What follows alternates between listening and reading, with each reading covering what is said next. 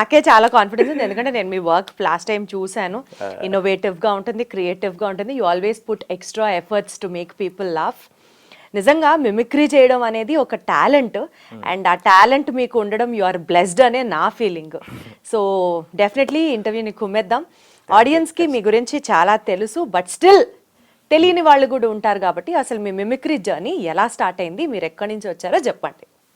So మాది వచ్చేసి నా మిమిక్రీ జర్నీ అయితే స్కూల్ డేస్ నుంచి కూడా నేను 6th క్లాస్ స్టాండర్డ్ నుంచి స్కూల్లో ఉన్నటువంటి మాస్టర్స్ని అక్కడ ఉన్న వాళ్ళందరినీ కూడా ఇమిటేట్ చేస్తూ ఉండేవాళ్ళని. నేను చదివింది వచ్చేసి అల్లిపల్లి మేరీమాత బోర్డింగ్ అని.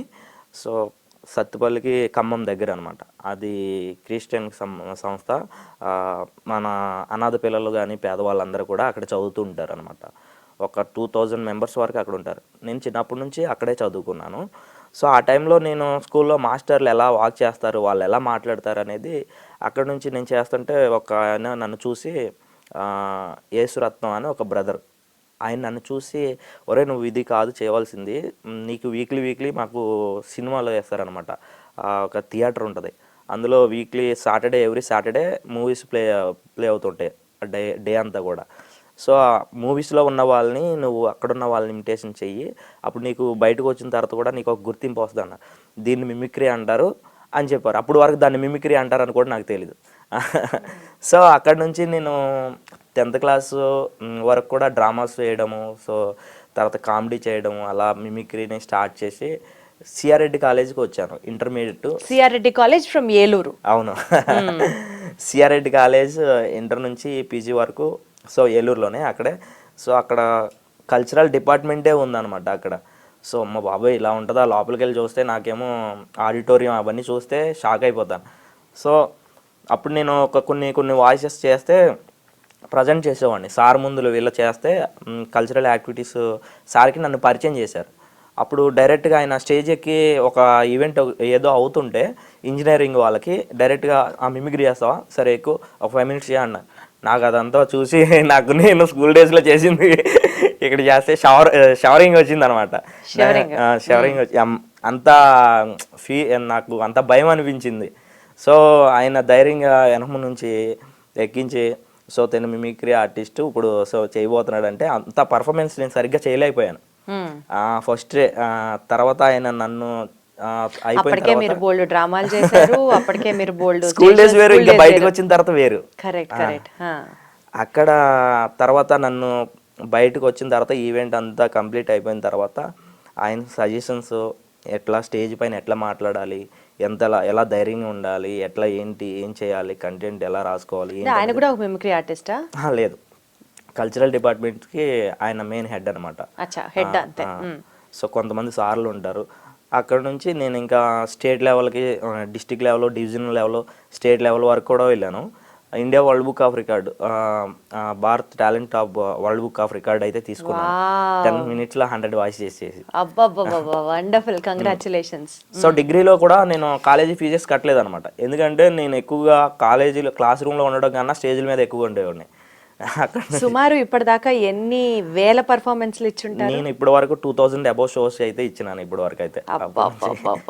ఎందుకంటే చిన్న ఏజ్ నుంచే నేను మిమిక్రీ ఆల్రెడీ అదే ఫీల్డ్ లో ఉన్నారు. అంటే మీరు బేసికల్ గా మిమిక్రీ నేర్చుకోలేదు ఎక్కడ, ఇది మీకు ఇన్బిల్ట్, మీరే డెవలప్ చేసుకున్నారు.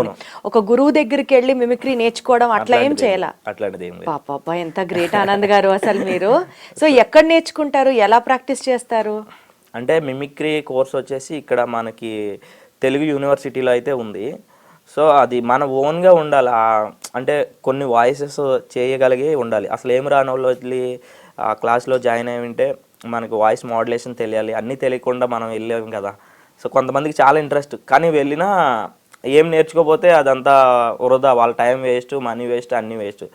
దాని మీద ఆసక్తి ఉండాలి, కొంచెం మన లోపల కూడా అది చేయాలనే ఉత్సాహం కన్నా ప్రాక్టీస్ ఎక్కువ ఉండాలి. ఎలా చేయాలి ఉండాలి ఫస్ట్ మన వాయిసెస్ లో, అప్పుడు మనం మిమిక్రీ చేయాలి. ఇదేదో స్కూల్ కి వెళ్ళి నేర్చుకొని వచ్చే సబ్జెక్ట్ అయితే కాదు. సరే, ఎవరు మిమిక్రీతో స్టార్ట్ చేస్తారు చెప్పండి సరదాగా? మీ ఇష్టం, మీరు ఎవరు అనుకుంటే వాళ్ళే. అవునా? అయితే నేను కొన్ని పేర్లు అనుకున్నాను, వాళ్ళది నేను టకటక చెప్తూ ఉంటాను, మీరు చెప్తూ ఉంటారు, మధ్య మధ్యలో మళ్ళీ మీ ట్రివియా గురించి మాట్లాడుకుందాం. తప్పకుండా. సరిపోదా శనివారం ఈ మధ్య రిలీజ్ అయిన సినిమాలో హిట్ సినిమా కదా, అందులో ఎస్జే సూర్య గారి వాయిస్ ఈ మధ్య బీభత్సంగా ట్రెండింగ్ అయిపోతుంది.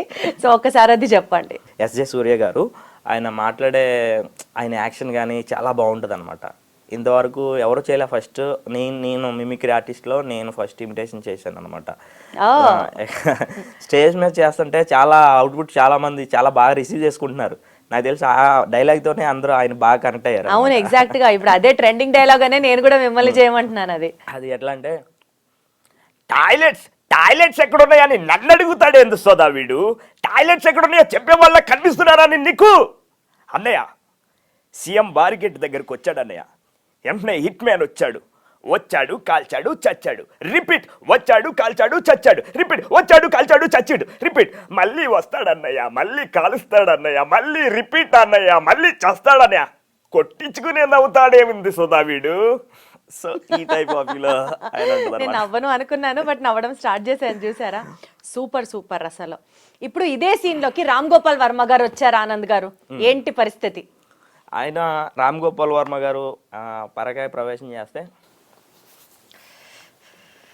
బేసిక్గా నేను దీప్తి నాకు చాలా ఇష్టం. ఆవిడ గురించి ఎంత అని చెప్పని ఏమని చెప్పను. నేను బయటకు వచ్చాక కొడుతుందన్న భయం ఒకటి ఉంది నాలో. ఎందుకంటే డేరింగ్ అండ్ డాషింగ్గా ఉంటుంది. ఎవరినైనా సరే అలా నిలబెట్టి కడిగేస్తుంది. ఎస్జే సూర్య గారికి నేను డబ్బింగ్ చెప్పాలనుకుంటున్నాను. అదే డైలాగ్ నేను చెప్తే అలా ఉంటుంది. నాకు తెలియదు, మర్చిపోయాను. నేను చెప్పాలంటే చాలా కష్టం. దీప్తి గారు వీలైతే మళ్ళీ చెప్తా. కష్టం. రామ్ గోపాల్ వర్మ గారు, మీరు అసలు దేవుణ్ణి నమ్మరంటారు కదా, మీరు అర్జెంటుగా దేవుణ్ణి నమ్మాలి సార్. ఎందుకంటే గరికపాటి గారు ఎన్ని ప్రవచనాలు చెప్పారు దేవుడి గురించి. ఆయనను ఒకసారి తలుచుకోండి మీరు. అంటే గరికపాటి గారు ప్రవచనాలు అంటే నాకు చాలా ఇష్టం. దీప్తి గారు ఎప్పుడు చెప్తూ ఉంటారు. ఆయన ప్రవచనాలు వినాలన్నా, ఆయన ఫాలో అవ్వాలన్నా సరే నాకు చాలా ఇష్టం. కాకపోతే నేను ఫాలో అవ్వలేను, నన్ను నేనే ఫాలో అవ్వలేను. ప్రపంచం మొత్తం నన్ను ఫాలో అవ్వాలని కోరుకుంటా. అది సరే సార్, మీరు ఎవరిని ఫాలో అవ్వద్దు. అదే ఒకవేళ ఇప్పుడు ఈ మాట విన్న గరికపాటి గారు ఎలా రియాక్ట్ అవుతారో చెప్పండి. అంటే గరికపాటి గారు మీరు పక్కనే ఉన్నారు కదా, మీరు మాట్లాడండి. గరికపాటి గారు వచ్చి మాట్లాడితే, పానీపూరి అమ్మ, పానీపూరి అనే ఒక పవిత్ర పదార్థం సరిగ్గా వాడొక మురుఖాలో పక్కన పెట్టుకుని కూర్చుంటాడు. అవేవో గారుల్లాగా బూరుల్లాగా గుండ్రంగా ఉంటాయి. దానికి ఒక బొక్క పెట్టి అందులో రసమో నీరసమో పోషిస్తూ ఉంటాడు. ఆ పానీ పవిత్రం, ఆ పూరి పవిత్రం, వాడి చేయి పవిత్రం, ఆ గరిటి పవిత్రం, పక్కన మురుఖాలో కూడా మహా మహా మహా పవిత్రం అమ్మ. ఇది తినడానికి ఇదిగోండి యువకులు ఏం కావేయ్ అంటుంటారు. అదిగో ఇప్పుడే మాట్లాడాను. ఇలాంటి వాళ్ళేనమ్మా, ఇలానే చెబుతూ ఉంటారు, ఎలా అడుగుతూ ఉంటారు. ఏదమ్మా ఒకసారి మళ్ళీ చెప్పమ్మా. అది అప్పటికి చెప్తూనే ఉన్నా. మనం ఆరోగ్యంగా ఉండాలంటే మనం తినే ఆహారంలో మంచిగా ఉండాలమ్మా. అది నేను ఒకటి చెబుతున్నా. సరే గరికపాటి గారు, ఇంకెప్పుడు పానీపూరి తినే ప్రయత్నం చెయ్యంలేండి. కాదు ఆనంద్ గారు, మీరు బిగ్ బాస్ చూస్తున్నారా? నేను చూస్తున్నా. బిగ్ బాస్ వాయిస్ అసలు వింటూ ఉంటే ఎన్నిసార్లు అయినా నిద్రలో కూడా లేచి కూర్చుంటాం. Big Boss voice, Big Boss మీరున్నప్పుడు ఎక్కువ చూసేవాడిని. అవునా? ఇది బిస్కెటే కదా? లేదు నిజంగానే నాకు తెలుసు, క్రీమ్ బిస్కెటే ఇది. మీరున్నప్పుడు చాలా బాగా ఫాలో అయ్యేవాడిని. మంచిది. సరే బిగ్ బాస్ వాయిస్ మీకు ఒకసారి బిగ్ బాస్ ఒకసారి గుర్తు చేస్తాను ఎట్లా ఉంటుంది అనేది. బిగ్ బాస్ సమయం సాయంత్రం 5:38. బిగ్ బాస్ కోరిక మేరకు ఇంటి సభ్యులందరికీ ఒక టాస్క్ ఇవ్వడం జరిగింది. ఆ టాస్క్లో దీప్తి విజయవంతంగా ముందుకు వెళ్ళింది. థ్యాంక్ యూ మీ బిగ్ బాస్. కాబట్టి ఈ వారం నామినేషన్ నుంచి దీప్తిని పక్కకు తప్పించడం అయితే జరుగుతుంది. Thank you. నేను మీ big Boss. Thank you Big Boss. I love you Big Boss. Nomination నుంచి మొత్తానికి నన్ను పక్కన పెట్టేశారు. ఆ హౌస్ లో ఉన్నంత కాలం నామినేషన్స్ లోనే ఉండేదాన్ని, ఆ కెప్టెన్ అయినప్పుడు తప్ప. కరెక్ట్ గా సింక్ అయి చెప్పారు. సరే సరే, మన సప్తగిరి గారు వాయిస్ ఇమిటేట్ చేస్తారా ఆనంద్? సప్తగిరి గారు కూడా నాకు మిమిక్రీలో మంచి పేరు తీసుకొచ్చింది అనమాట. స్టార్టింగ్లోనే ఎక్కువగా ఆయన వాయిస్ కూడా ఎక్కువగా చేసేవాడిని. ప్రేమకథ చిత్రం మూవీలో బాగా పేరు తీసుకొచ్చింది ఆ వాయిస్ నాకు. ఎవరెవరెవరెవరెవరెవరెవరెవరు ఇక్కడ ఎవరో ఏడ్చారు. ఆ ఏడుపు ఏదో ఎరాటిగా ఉంది. డ్యూట్, నువ్వు ఏడ్చావా? చిట్ తల్లి, నువ్వు ఏడ్చావు బంగారం. సుధీర్ బాబు అడిగినప్పుడు అడిగినన్ని ముద్దులు ఇవ్వనన్నాడా నీకు?